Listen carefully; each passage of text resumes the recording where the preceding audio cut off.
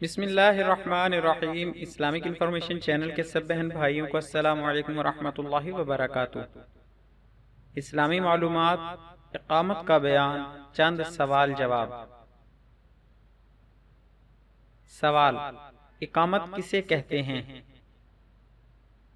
جواب: جماعت قائم ہونے سے پہلے ایک شخص دھیمی یعنی آہستہ آواز سے جلد جلد اذان کے الفاظ پڑھتا ہے، اسی کو اقامت اور تکبیر کہتے ہیں۔ سوال: اذان اور اقامت میں کیا فرق ہے؟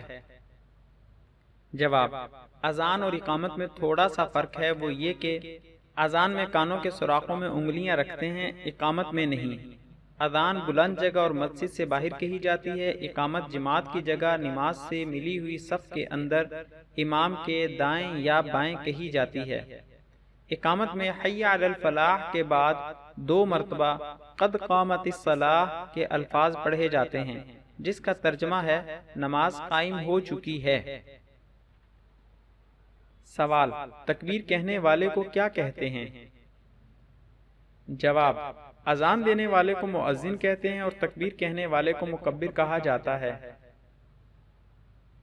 سوال: تکبیر کہنا کس کا حق ہے؟